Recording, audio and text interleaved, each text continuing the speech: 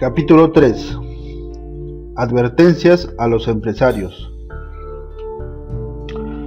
1. El director de una empresa no es un estratega. La decisión de un empresario es sumamente importante. A veces la existencia misma de la empresa depende de su decisión. De ahí la presión y ansiedad que provoca su responsabilidad. Sin embargo, estar en una posición que exige una responsabilidad tan grave puede ser, en cierto sentido, un placer de vivir. El problema está en determinar el criterio en el que basar la decisión. Lo normal es decidir con prudencia, sin embargo, a veces no basta la prudencia para tomar medidas adecuadas. Cuando ocurren cambios bruscos en la sociedad, hay que tomar medidas audaces. Un empresario debe saber juzgar la oportunidad de tomar medidas prudentes o audaces. Para esto es la decisión de un empresario. En estos casos creo que lo importante es captar la verdad, y para eso no se debe mirar las cosas con interés propio. Es necesario ver con un corazón puro, sin obsesión ninguna, o sea, con un corazón sencillo, sin hacer caso a honor ni fama mundanos, pensando, digan lo que digan, voy a andar por el camino recto. Si se tiene este corazón sencillo, se verá la realidad, la verdadera forma de las cosas. Pero en la práctica, al momento de tomar una decisión, se oyen muchos ruidos que nos desconciertan.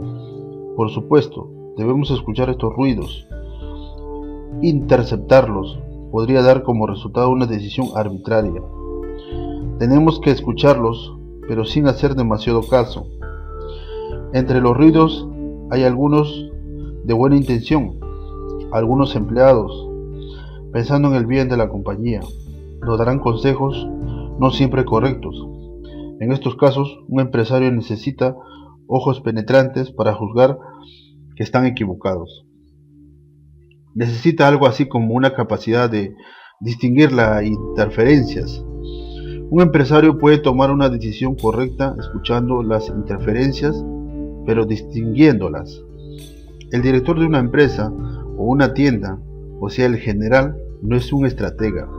Un estratega aconseja tácticas, en cambio el que decide las tácticas es el general. Dicho de una forma exagerada, lo que hace un general es únicamente decidir. Si hay 10 estrategas, habrá casos en que todos opinen lo mismo, o en que se dividan en 3 grupos de opiniones. El general tiene el derecho de decidir cuál de las 3 opiniones se adopta. Por lo tanto, quien no sabe decidir no vale como general, y con él se perdería la guerra. Lo importante al fin y al cabo es que el general decida y que todos sigan luego su decisión. Así pues, el problema está en el don de mando que tenga el general, lo cual depende de su sagacidad al discernir. Creo que lograr una confianza total en la decisión del general depende esencialmente de la clarividencia de este. 2. La responsabilidad final recae sobre el director. En cuanto al resultado de una gerencia, creo que la responsabilidad máxima la tiene el director como cabeza suprema en cualquier circunstancia. Naturalmente no podemos descontar el influjo de la situación social. Sin embargo, la marcha de la gerencia suele depender del modo en que el director asuma la responsabilidad. En el caso de que los empleados no actúen como el director quiere, si trata de convencerlos con paciencia, sinceridad y entusiasmo, sin duda llegará el momento en que lo comprendan. Entonces, si no marcha bien la compañía, es porque debe haber un gran defecto en lo que intenta el director. Debería culparse a sí mismo antes de acusar a los demás. Esto es evidente, pero al fin y al cabo somos hombres débiles, aún siendo empresarios. Cuando uno se encuentra verdaderamente en apuros, aparece la debilidad común de los seres humanos, y se apresura a acusar a los demás, o se equivoca en su juicio a causa del amor propio. Sin embargo, una vez que se es empresario, hay que estar firmemente dispuesto a no permitirse de ninguna manera reducir la responsabilidad.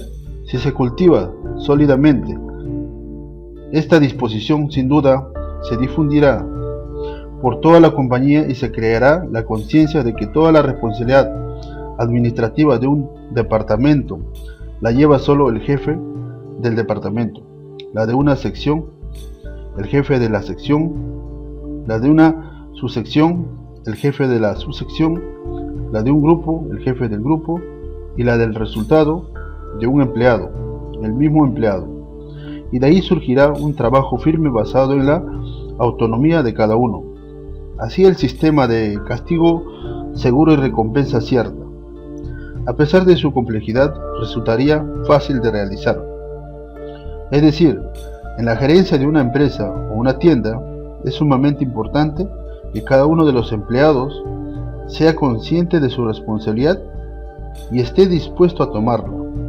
No obstante, creo que esto, ante todo, depende de que el empresario mismo sea consciente de que la responsabilidad final recae sobre él. 3.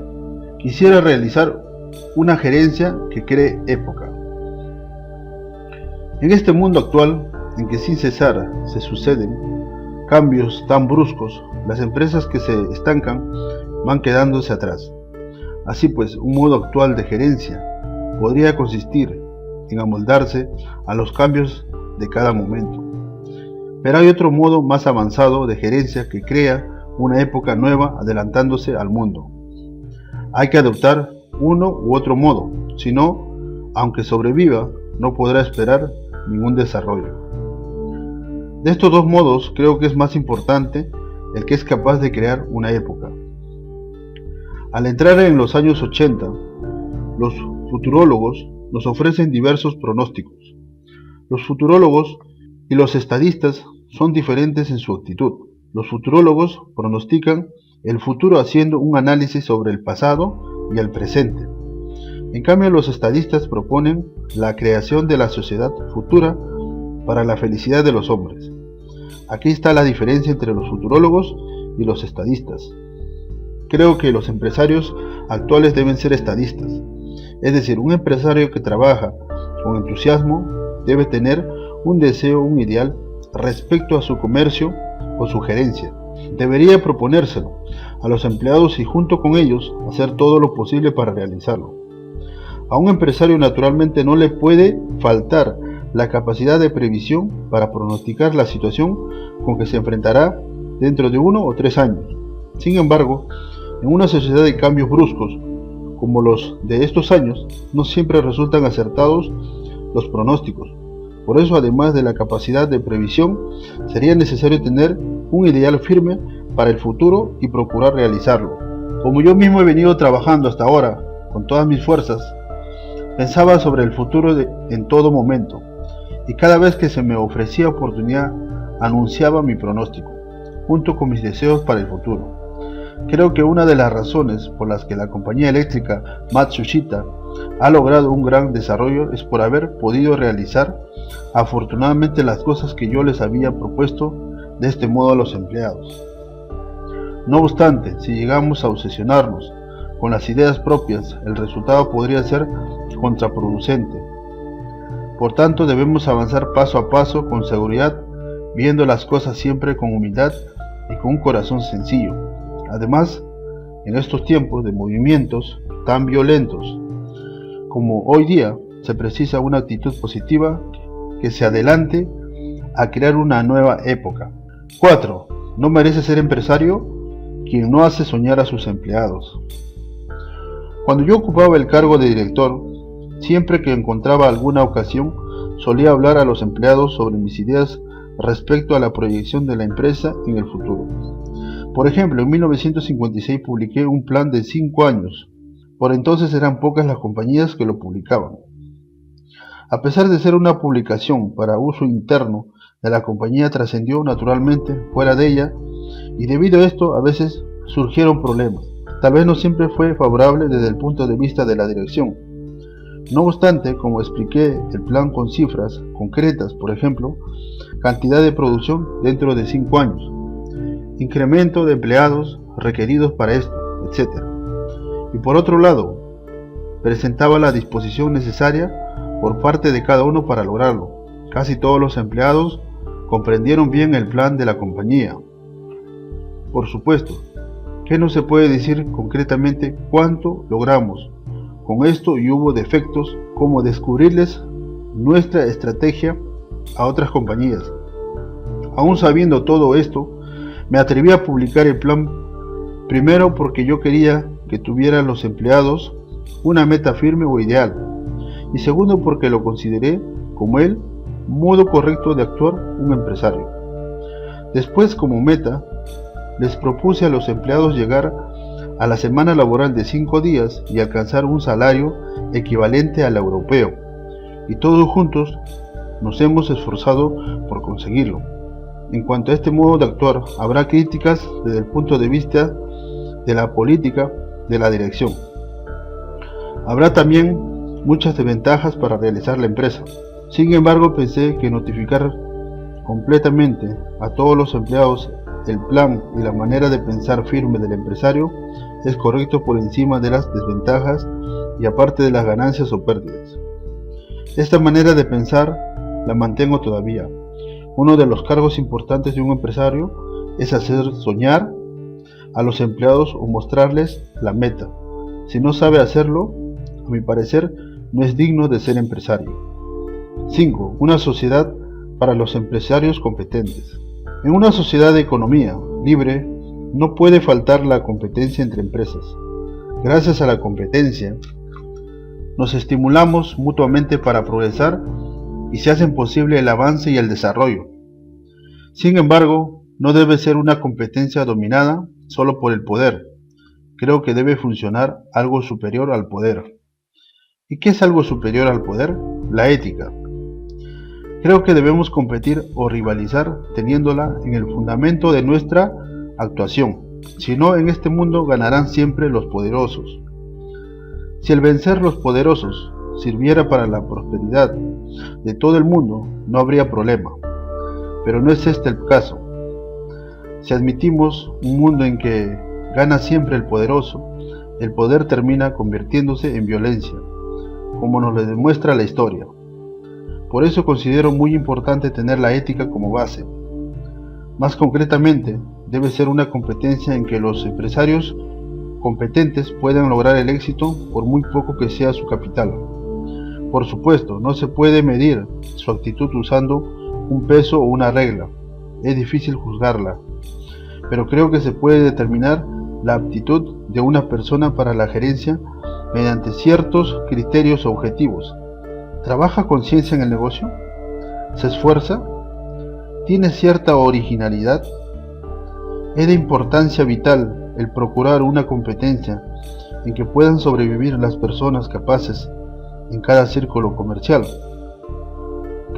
Cuando el factor dominante en la competencia es el poder del capital o la violencia del capital, marginando la actitud del empresario, quienes carecen del poder del capital no pueden competir contra la violencia del capital y quedan eliminados incluso empresarios con gran capacidad, lo cual no favorece ni a la sociedad ni a los seres humanos. Por lo tanto, muy grande que sea el capital, no debemos apoyarnos solo en su poder, sino procurar bajar el costo ingeniándonoslas o creando algo nuevo, y por otro lado, ahorrando siquiera un papel. Si se logra disminuir el costo, se puede ganar aunque se baje el precio de venta, y bajar los precios es ciertamente un avance. Tenemos que competir unos con otros en este aspecto. De este modo, a las empresas de escala media o pequeña les queda la posibilidad de competir, o mejor dicho, incluso las empresas medianas o pequeñas podrán ser útiles. Si tienen a una persona competente para la gerencia, en cualquier trabajo o negocio, la gente apta se queda y la no apta va a otro lugar en que pueda potenciar su capacidad y tener éxito. Este es el modo de desarrollar la sociedad y creo que es deseable una sociedad así. 6. Tener interés. Respecto a la dirección o al negocio hay infinitos modos de actuar, o sea, cambiando los puntos de vista, queda un espacio infinito para las mejoras. La tecnología, por ejemplo, progresa muy rápidamente y aparecen invenciones nuevas a cada momento. Se podría llegar hasta el extremo de decir que las cosas consideradas ayer lo mejor, hoy ya quedan anticuadas. Por lo tanto, si estudiamos el modo de vender, de hacer propaganda, el método de formar personal capacitado, etc., descubriremos infinidad de puntos mejorables. Las empresas o tiendas que por el momento marchan bien y prosperan nunca pueden considerarse perfectas y siempre habrá un montón de aspectos mejorables. Por eso, deberíamos realizar las mejoras necesarias cambiando constantemente nuestros puntos de vista o añadiendo otro modo nuevos de ver. Esta operación no tiene límite y puede durar para siempre. En el que una compañía o tienda pueda seguir prosperando o deje de progresar y se estanque depende de que intente mejorar o no. Pensando de esta manera, me parece que la dirección empresarial es sumamente interesante y se puede cambiar como uno quiera de acuerdo con la propia manera de pensar o de actuar. Ahora bien, lo importante es si se puede tener interés en esto o no, si el encontrar puntos mejorables, tanto en el aspecto administrativo como en el tecnológico, y al mismo tiempo crear algo nuevo mediante inventos, resulta tan divertido que llega a sentirse como una pérdida de tiempo, el dominar todo marchará muy bien. Por el contrario, si no lo encuentra interesante, sino más bien penoso, muy difícil será obtener buenos resultados. Como las posibilidades de mejorar son ilimitadas, poder realizarlo o tener éxito, al fin y al cabo, depende del interés que uno tenga en la administración y en los negocios. 7. Una convicción humilde. Creo en cualquier cosa que se haga. Es preciso tener una convicción o unos principios, especialmente en el caso de un negocio o de una dirección. Una administración sin convicción o sin principios, al faltarle fuerza, no podrá obtener muchos resultados. Por lo cual creo que para trabajar es muy importante fomentar unos principios que aumenten gradualmente la seguridad. No obstante, por muy importante que sea tener unos principios, no es recomendable imponérselo a la fuerza. Una convicción necesaria surge de un sentimiento de humildad. Una convicción sin humildad no está más que soberbia. Efectivamente, en las personas fracasadas se puede ver con frecuencia una tendencia a persistir en las opiniones propias sin humildad. En cambio, una convicción basada en la humildad se convierte en unos principios firmes y llevará casi todas las cosas al éxito, de lo cual deberían preocuparse sobre todo las personas en posición superior. Si la gente en posición inferior carece de humildad, los superiores se lo advertirán diciéndole con franqueza: estás equivocado, no puede ser. Así pueden darse cuenta de su equivocación y mejorarse. En cambio, a los superiores nadie les dice tal cosa, y por eso ellos tendrán que darse cuenta por sí solos, cuestionándose constantemente su humildad. El que es humilde podrá comprender la grandeza de los demás, sentirá que casi todos los subordinados valen más que él, mientras uno crea que sus subordinados no saben nada. No puede ser humilde. Por supuesto, no todos valdrán más que uno. Sin embargo, quien es verdaderamente humilde podrá ver las cualidades de estas personas y sabrá cómo darles tareas apropiadas. Además, siendo humilde, con una propuesta razonable puede conformarse inmediatamente y por tanto se puede decidir rápidamente sin perder tiempo y los trabajos marcharán como una seda.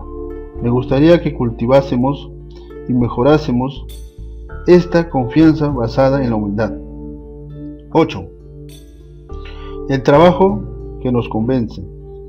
Creo que es muy importante para llevar adelante el trabajo o el negocio no transigir con las imperfecciones, es decir, no avanzar en el trabajo en tanto no nos satisfaga plenamente. Por ejemplo, supongamos que ha habido muchos pedidos de un producto y que si no los aceptamos ahora, no podremos hacerlo después. Por otro lado, la calidad del producto no nos convence. En este caso, ¿qué hacemos? En tal situación solemos transigir fácilmente sin pensar demasiado, por temor a no poder conseguir los pedidos después. Es la debilidad común de los hombres y en cierto sentido algo inevitable. No obstante, en tal caso se suele fracasar. Por tanto, deberíamos tener siempre la idea firme de no vender ningún producto mientras no nos convenza plenamente, sea de quien sea el pedido.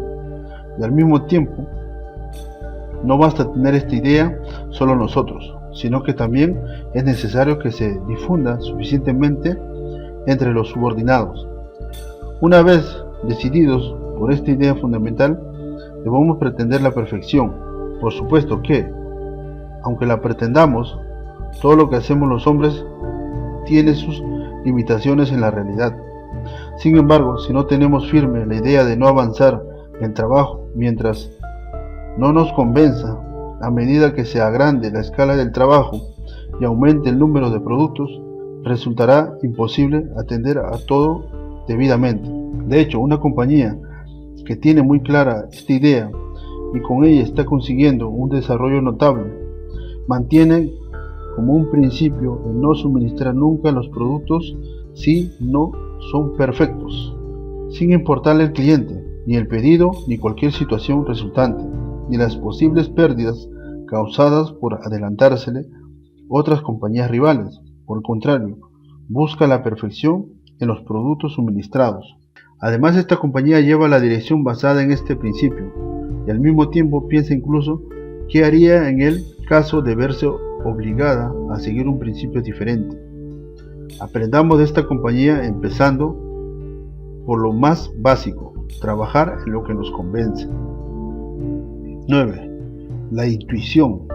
No son pocos los que dicen, sobre todo entre los jóvenes, que la científica es la intuición. Sin embargo, por muchos factores que se determinan científicamente, me parece necesario el soporte de la intuición. En mi época como presidente de la compañía, una vez se me ocurrió hacer una investigación y me enteré de que la oficina central reunía los reportajes de las dependencias locales.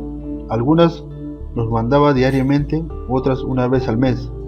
Me sorprendió su gran cantidad, 240 reportajes en total. Entonces dije, ¿para qué se necesitan tantos reportajes? ¿Quién los lee? Tanto quienes los redactan como quienes los leen gastarán en ellos mucha energía y además no creo que sirvan demasiado. Nos quedaremos en un apuro si nuestra compañía quiebra de repente, así que dejaremos únicamente los reportajes importantes en relación con el futuro inmediato de la compañía y al resto de los suprimiremos. Entonces se redujeron a 42 solamente. Descubrí en aquel momento algo notable. Usábamos entonces un computador para obtener cada mañana las cifras exactas de las ventas del día anterior. Cuando pregunté cuánto costaba la operación, me informaron que 3,6 millones de yenes al mes. Les dije que era un despilfarro. El computador es cómodo, por supuesto, pero sirve solamente si lo usamos para planear las actividades de cada día, usando los números exactos de las ventas del día anterior. No obstante, nos limitábamos a coleccionar los datos. Nuestro negocio se puede comprender más o menos con solo un reportaje cada 5 días y en el trabajo diario, aplicando la intuición. No es difícil saber cuánto se vende. Si para entenderlo no basta la intuición, no se podrá hacer nada. Así pues, les ordené suprimirlo. Creo que en aquellos tiempos la compañía eléctrica Matsushita estaba en una situación que se podía hacer un 90% del trabajo mediante la intuición y un 10% de un modo científico. Actualmente el elemento científico ha aumentado en importancia. No obstante, hay momentos en que va bien con la intuición y otros en que hay que ser científico, pero de ninguna manera resulta superflua la intuición. Cualquier científico se beneficia de la intuición. Incluso el genial Edison logró inventos con fogonazos de la intuición. La ciencia se ha desarrollado con la intuición. En este sentido, la intuición y la ciencia son como las ruedas de un carro. No anda si se da demasiada importancia a la intuición y viceversa. Me parece que es necesario usarlas siempre equilibradamente como las ruedas. 10. Afrontar las dificultades. Al hacer negocios, con no poca frecuencia, nos enfrentamos a una serie de situaciones difíciles. A veces puede que nos quedamos atrapados en un dilema. Frente a estas dificultades, ¿qué medidas podemos tomar? Habrá muchas opiniones a este respecto, pero me parece importante ante todo reconocer con sencillez la gravedad de la situación y luego reflexionar con calma sobre las causas. Estas pueden que vengan de fuera, pero más frecuentemente las causas estarán en nosotros mismos. Por lo tanto, si encontramos equivocaciones en nuestra manera de pensar o fallos en nuestra actuación, debemos reconocerlo con sencillez. Así, corrigiendo los errores, se dará con algún cambio para resolver las dificultades y además esta experiencia podrá servirnos para más adelante. O sea, uno no puede llegar a la verdad absoluta mientras no fracase. En realidad, no se suele llegar a un fracaso. De todos modos, cuando se roza el fracaso por primera vez, se comprende algo con claridad. Esto es muy importante, y si se consigue, en la siguiente ocasión vendrá un desarrollo, un avance notable. Así somos los hombres. Por grandes que sea el éxito obtenido, nadie lo consigue sin haber sufrido algún fracaso. Al enfrentarnos con las dificultades fracasamos una y otra vez, pero cada fracaso nos revela algo nuevo y nos ilumina. Repitiendo estas experiencias, maduramos poco a poco, hasta llegar por fin a plantar en el corazón una convicción firme y a lograr grandes obras. Por eso, cuando uno se encuentra en una situación difícil a causa de un error, lo importante es admitir con sencillez el propio fallo. Si no se reconoce, no habrá ningún avance aunque se fracase 100 veces. Quejarse o culpar a los demás solo conduce a más y más fracasos y desgracias. A mi parecer, quienes reconocen con sencillez la causa de las dificultades y con actitud positiva, piensan que su experiencia les sirve de valiosa lección. Aunque les haya salido un poco caro, progresarán en el futuro. 11. Un día sin novedad también nos da experiencias útiles. No hace falta señalar lo importante y deseable que es tener varias experiencias cada día. Un fracaso queda como una experiencia. Un éxito también sirve de experiencia. Es importante acumular estas experiencias a medida que se va teniendo más edad y asimilarlas en la propia carne y sangre. Se respeta a los mayores precisamente por tener más experiencia. Sin experiencia, tanto de fracaso como de éxito, los años no valen nada.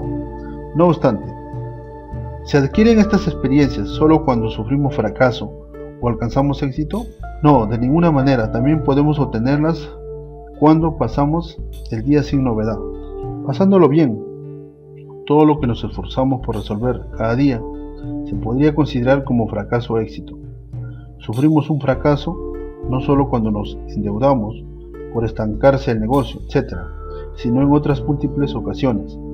En realidad podríamos decir que no se da el fracaso o el éxito puro, pues el fracaso suele ir acompañado de éxitos parciales y el éxito no le faltan pequeños fracasos. En otras palabras, al terminar un día sanos y salvos, debemos meditar sobre si las actividades de ese día han sido fracasos o éxitos. Sin falta encontraremos algún fallo y nos daremos cuenta de que otra solución habría sido mejor.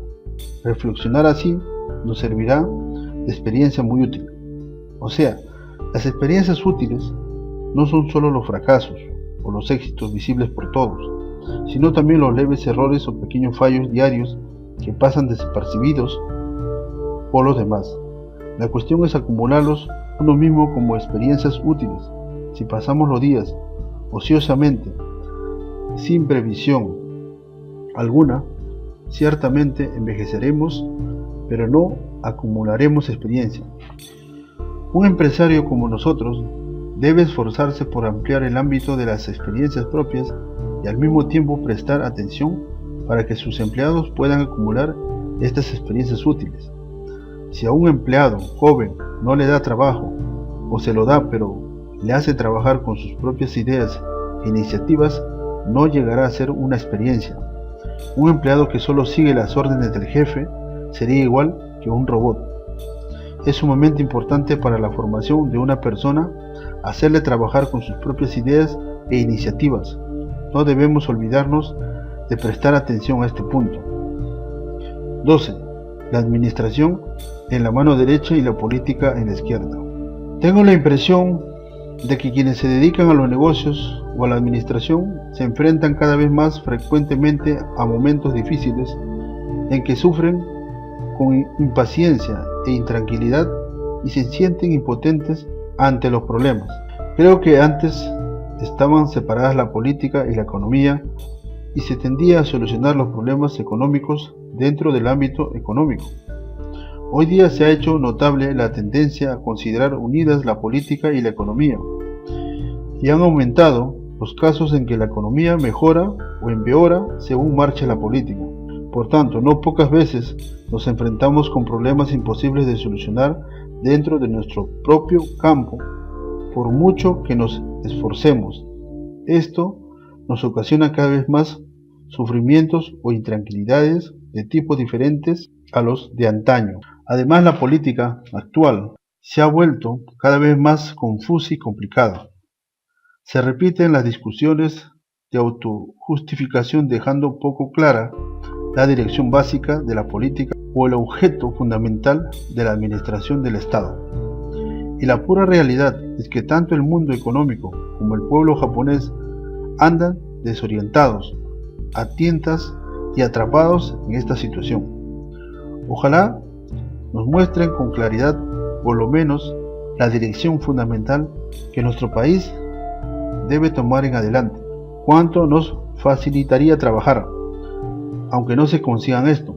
Los empresarios responsables de una empresa no podemos dejar de hacer algo. Debemos procurar decidirlo, cada uno dentro de nuestros alcances, y realizarlo. O sea, esté como esté el país o la política, tenemos que pensar según nuestro propio criterio sobre la orientación de la empresa y sus actividades, sin olvidar el bien del país. En cualquier dificultad originada por la política, una vez que somos empresarios, debemos mantener la convicción propia de proseguir hasta el fin lo que consideremos correcto y colaborar con los que compartan nuestra opinión. De este modo debemos procurar conseguir estabilidad, aunque sea parcialmente. No obstante, creo que esto no es suficiente. Será necesario, por otro lado, proponer y demandar con entusiasmo, como debe ser la política, o como deseamos que sea, desde el punto de vista de un negociante y del pueblo japonés. Sin esto, sería imposible mejorar solamente el círculo económico, tal como está la sociedad actual. Por eso es importante discutir e intercambiar las opiniones sobre los deseos o proposiciones respecto a la política, además de la gerencia. A medida que se extienda este modo de actuar, un día llegaremos a tener un consenso acerca de la dirección del país. Por lo tanto, creo que el empresario actual se le exige firmemente que lleve la gerencia en la mano derecha y la política en la izquierda. 13. ¿Se puede pedir préstamos a los empleados en una emergencia? En la labor de sacar adelante los negocios o la gerencia, a veces encontramos situaciones graves al enfrentarnos con una recesión económica y escasear los fondos. En tales circunstancias, los bancos no siempre prestan y nos quedamos verdaderamente ahogados. En estos casos, yo pensaba, hay 1.500 empleados ahora y cada uno tendrá un promedio de 100.000 yenes ahorrados. Si me lo prestaran, llegarían a 150 millones, suficientes para salir del apuro. Y estaba realmente dispuesto a pedirles el préstamo. Aunque no les había preguntado en realidad si me prestarían el dinero, estaba convencido de que si se le pedía, ellos me lo concederían. Tal vez esta convicción se trasluciera en mi comportamiento y los empleados, reaccionando seriamente, me comprenderían. De este modo, varias veces pueden salir de la crisis sin llegar a pedirles ningún préstamo. Creo que esto Lo logré porque consideraba como actitud mental para la gerencia, que dirigía la compañía junto con los empleados. Precisamente por eso se me ocurría proponerles prestarme dinero al enfrentarnos con un caso de emergencia, diciéndoles lo siguiente: yo contribuiré con cuanto pueda, ayúdenme por su parte también a reunir los fondos. Un empresario podría pensar: no importa que no me presten los bancos, si 1000 empleados me prestan 10.000 yenes cada uno, podría reunir 10 millones de yenes. Si me dejan 20.000, lograría 20 millones. En caso de emergencia voy a pedírselo. ¿Estarían ustedes dispuestos a hacer esto o piensan que es descabellado? La cuestión es admitirlo o rechazarlo. Lo importante es la actitud del empresario. ¿Podrían ustedes pedir colaboración a sus empleados o al sindicato diciéndoles algo así? Estamos cooperando todos. Ustedes deben compartir los problemas y ayudar a la compañía en esta situación difícil, puesto que ustedes también exigen aumento de sueldos y muchas otras cosas. Nunca he rechazado esta posibilidad, por el contrario, he estado firmemente diciendo hacerlo en caso de emergencia. Afortunadamente no me he visto en tal situación hasta hoy. De todos modos, creo que es importante tener esta actitud mental siempre, sobre todo en un momento crítico. Tenerla o no tenerla es decisivo. 14. Debemos animarnos sin cesar. Suelo comentar que los empresarios deben tener una convicción o un sentido de misión. No obstante, creo que es bastante difícil mantener constantemente una convicción o un sentido de misión. En mi caso, cuando comencé mis negocios, trabajaba con todas mis fuerzas, casi solamente para ganar el sustento. Pero a medida que aumentaban los empleados, de 10 a 20, en un año o dos, no podía dejar de pensar en algo. Empecé a sentir cierta culpabilidad por trabajar sin objetivo y sentí la necesidad de un ideal o misión para la compañía a fin de disciplinarme y también para dar alguna charla a los empleados. Desde entonces he venido comunicando a los empleados mis pensamientos, inculcándoles que tengan una convicción y que trabajen con una misión, etc. Mientras, ¿cómo estaba yo mismo? Pues la verdad es que no siempre tenía una convicción o una misión más fuerte que los demás. Por el contrario, en no pocas ocasiones me hallaba desanimado y tremendamente deprimido. Pero cuando me sentía decaído, me animaba a mí mismo y cobraba valor para hablar con los empleados. A decir verdad, gracias a esto, he podido fortalecer mi convicción y misión cada vez más. Tal vez cuanto más fuerte habla de uno de sí mismo y de sus ideas mayores sean sus angustias internas. Por eso es menester disciplinarse y animarse constantemente. Monologando con esta actitud se podrá tener una visión clara en caso de crisis. En este sentido, me da la impresión de que la vida y el trabajo son un entrenamiento perenne en cualquier puesto en que estemos. 15. Las preocupaciones son estimulantes. En la época actual, asediada por la incertidumbre, es bien difícil presentar perspectivas. Por eso los empresarios sienten más angustias. No obstante, estos sufrimientos, estrictamente dichos, no son exclusivos de hoy. Los ha habido hasta ahora y los habrá cada día en el futuro, sin duda alguna. Sin embargo, podría decirse que una sociedad, cuanto más llena de confusiones y de sufrimientos se halle, les interesa más a los que tienen algo que hacer o un objetivo en la vida. Esta clase de gente se hace aún más enérgica, siente más interés por el trabajo y se llena de valor en una situación de altibajos o en una época confusa, llena de caos. Los que no tienen un objetivo firme se dejan llevar por la corriente de la época, arrastrados por el caos, se quedan perturbados y confusos. Si el empresario también está así, la compañía no podrá marchar bien. Por lo tanto, si es empresario, debe estar preparado en cualquier situación con que se enfrente para poder tomar todo como un destino. Antiguamente se decía que los samuráis tenían 7 enemigos fuera de la casa. En cualquier lugar o en cualquier momento podían enfrentarse con una situación grave y morir. Debían estar siempre preparados para eso.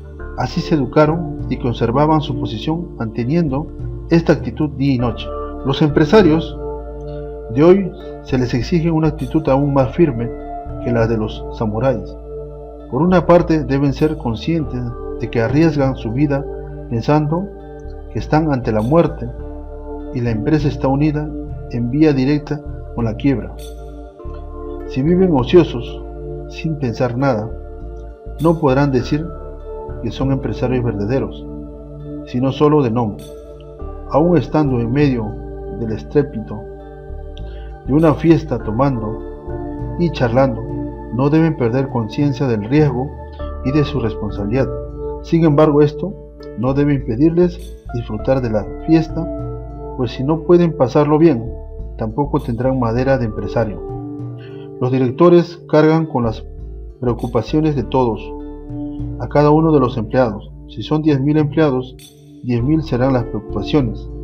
Habrá veces en que las preocupaciones no les dejarán dormir, sumiéndolos en una situación dura y penosa. Pero podría pensarse que justamente las penas le dan estímulo a la vida de un director. No puede existir una empresa con un director tranquilón y un estado tenso en precisamente la actitud que debe tomar un director. Creo que a los empresarios de hoy se les exige esta actitud.